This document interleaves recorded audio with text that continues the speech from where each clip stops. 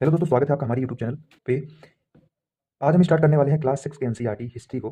तो हम इस चैनल पे आपको सारे क्लास के एनसीईआरटी खत्म कराएंगे। तो आज हम हिस्ट्री से स्टार्ट कर रहे हैं, क्लास 6 से। तो पहला हमारा जो ई बुक है, इसका नाम है हमारे अतीत फर्स्ट। तो चलिए स्टार्ट करते हैं। अगर हम इसकी विषय सूची की बात करें तो हमें इसमें कुल मिला के 10 अध्याय दिए गए हैं। पहला जो भी है, प्रारंभिक कथन, क्या कब कहाँ और कैसे। और दूसरा है आखेट खाद्य संग्रह से भोजन उत्पादन तक। और तीसरा है आरंभिक नगर। चौथा है क्या बताती हैं हमें किताबें और खबरें। और पांचवा है राज्य राजा और एक प्राचीन गणराज्य। और छठवां है नए प्रश्न नए विचार। और सातवां है हमारा राज्य से साम्राज्य। और आठवां है हमारा गांव शहर और व्यापार। और नौवां है हमारा नए साम्राज्य और राज्य। और 10वां है हमारा इमारतें चित्र तथा किताबें। तो चलिए हम फर्स्ट अध्याय के बारे में बात करें अगर, तो इसका नाम है क्या कब कहाँ और कैसे। एनसीईआरटी ने पहले राशिदा के सवाल से इस चैप्टर का स्टार्ट किया है। राशिदा का सवाल है, राशिदा बैठी अखबार पढ़ रही थी। अचानक उसकी निगाह एक सुर्खी पर पड़ी। 100 साल पहले वह सोचने लगी, मतलब एक सुर्खी पे पड़ी 100 साल पहले, मतलब कि यही हेडलाइन था इसका। वह सोचने लगी कि वह या कोई कैसे जान सकता है कि इतने वर्ष पहले क्या हुआ था। कैसे पता लगाएं, कैसे पता लगाएं यह जानने के लिए कल क्या हुआ था। तुम रेडियो सुन सकते हो, टेलीविजन देख सकते हो, या फिर अखबार पढ़ सकते हो। मतलब कि अगर हमें जानना है कि कल क्या हुआ था तो हम रेडियो सुन सकते हैं, टेलीविजन देख सकते हैं, या अखबार पढ़ सकते हैं। साथ ही यह जानने के लिए कि पिछले साल क्या हुआ था, तुम किसी ऐसे व्यक्ति से बात कर सकते हो जिसे उस समय की स्मृति हो। मतलब कि अगर हमें जैसे किसी पिछले साल के बारे में जानना हो तो हम ऐसे व्यक्ति से बात कर सकते हैं जिसे उस समय की स्मृति, मतलब कि जानकारी हो। लेकिन बहुत पहले क्या हुआ था यह कैसे जाना जा सकता है। अतीत के बारे में हम क्या जान सकते हैं। अतीत के बारे में हम बहुत कुछ जान सकते हैं, जैसे लोग क्या खाते थे, कैसे कपड़े पहनते थे, किस तरह के घरों में रहते थे। हम आखेटकों, शिकारी, मतलब आखेटकों का मतलब क्या होता है, शिकारियों, पशुपालकों, कृषियों, शासकों, व्यापारियों, पुरोहितों, शिल्पकारों, कलाकारों, संगीतकारों या फिर वैज्ञानिकों के जीवन के बारे में जानकारियां हासिल कर सकते हैं। यही नहीं, हम यह भी पता कर सकते हैं कि उस समय बच्चे कौन से खेल खेलते थे, कौन सी कहानियां सुना करते थे, या कौन से नाटक देखा करते थे, या फिर कौन से गीत गाया करते थे। तो चलिए तीसरे टॉपिक पे आते हैं, लोग कहाँ रहते थे। मानचित्र 1 पृष्ठ नंबर 2 पे नर्मदा नदी का पता लगाओ कई लाख वर्ष पहले। मतलब कि हमें मानचित्र 1 के पृष्ठ नंबर 2 पे नर्मदा नदी को पता लगाना है, जो कि देखिए एकदम भारत के नक्शे के बीच में नर्मदा नदी है। चलिए देखते हैं इसके बारे में क्या दिया गया है। कई लाख वर्ष पहले लोग इस नदी के तट पर रह रहे हैं, या यहाँ रहने वाले आरंभिक लोगों में से कुछ कुशल संग्राहक थे। संग्राहक का मतलब होता है जो कलेक्ट करते हैं, चीजों को जमा करते हैं, उन्हें हम संग्राहक बोलते हैं।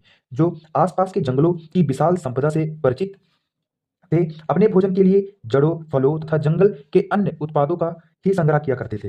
वे जानवरों का आखेट, मतलब कि वो जानवरों का शिकार किया करते थे।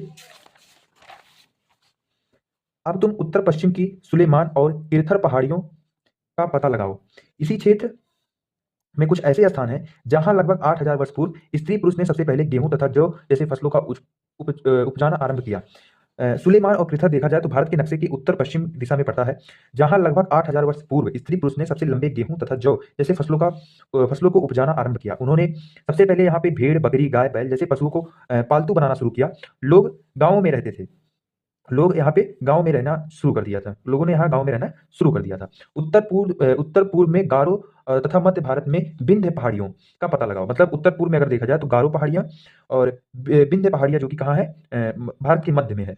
यहाँ पे ये अन्य कुछ ऐसे क्षेत्र हैं जहाँ कृषि का विकास हुआ। विंध्य में और गारो में कृषि का विकास हुआ। और विंध्य एक ऐसा जगह था जहाँ पे चावल सबसे पहले उपजाया गया। अगर हमें क्वेश्चन पेपर में हमारे क्वेश्चन आ जाता है कि चावल सबसे पहले कहाँ उपजाया गया, तो हम बता सकते हैं विंध्य के पहाड़ियों के उत्तर में, विंध्य के पहाड़ियों के उत्तर में कुछ जगहों पे चावल का उपजाना सबसे पहले शुरू किया गया। मानचित्र सिंधु, मानचित्र पर सिंधु तथा उसकी सहायक नदियों का पता लगाने का प्रयास करें। मानचित्र पे अगर हम देखें तो सिंधु नदी यहाँ पे है, आप देख सकते हैं।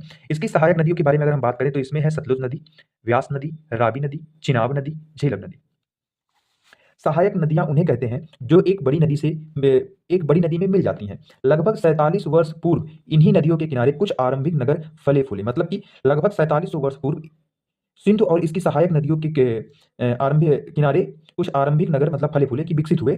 गंगा व इसकी सहायक नदियों के किनारे तथा समुद्र तटवर्तीय इलाकों में नगर का लगभग 2500 वर्ष पहले विकास हुआ। अगर हम गंगा और इसकी सहायक नदियों के किनारे तथा समुद्र तटवर्तीय इलाकों की बात करें तो यहाँ पे नगर का विकास लगभग 2500 वर्ष पूर्व, मतलब पहले हुआ। गंगा तथा इसकी सहायक नदियां सोन का पता लगाओ। गंगा तथा इसकी सहायक नदियां सोन का पता लगाओ।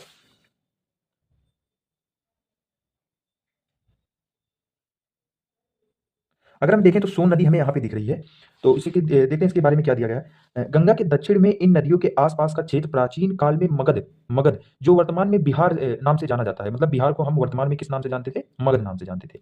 इसके शासक बहुत शक्तिशाली थे और उन्होंने एक विशाल राज्य स्थापित किया था।